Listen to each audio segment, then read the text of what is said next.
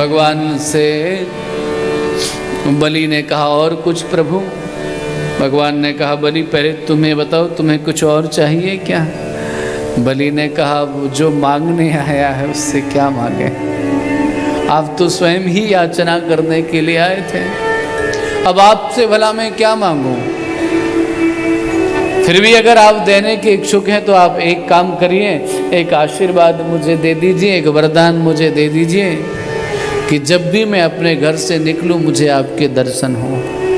भगवान ने सुतल लोक का राज दिया और कहा कि मैं तुम्हारा द्वारपाल बनकर के रहूंगा। भगवान नारायण द्वारपाल बन गए। लक्ष्मी जी व्याकुल हो गई। नारद जी महाराज के पास बोली हमने तो बामन बना करके भेजा था, वो तो द्वारपाल बन गए, क्या करूं मैं? कैसे भगवान नारायण वापस बैकुंठ में आएंगे?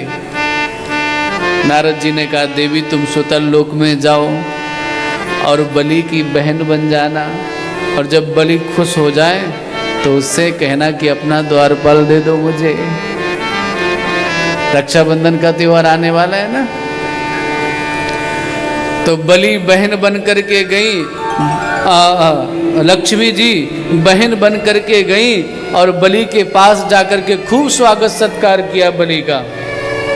प्रेम से बोली जय श्री राधे।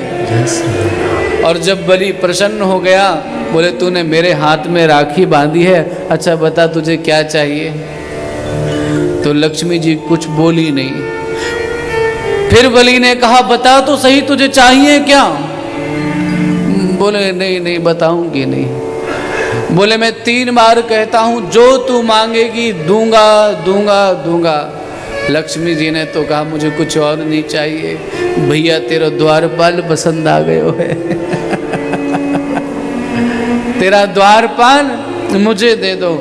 बलि ने आंखें विस्फारित नेत्र कर लिए और कहा तू सच बता तू है कौन? सच में तेरा परिचय बता तू कौन है?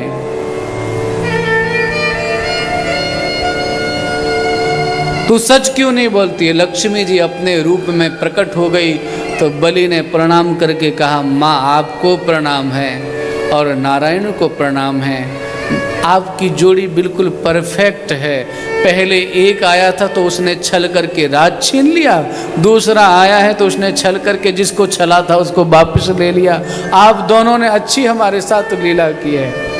भगवान नारायण को थोड़ी सी दया आ गई। बलि तुम चिंता मत करो, मैं तुम्हें वरदान देता हूँ कि 6 महीने तक मैं बैकुंठ में रहूँगा और 6 महीने तक तुम्हारे द्वार पर खड़ा होकर के तुमको दर्शन देता हूँ।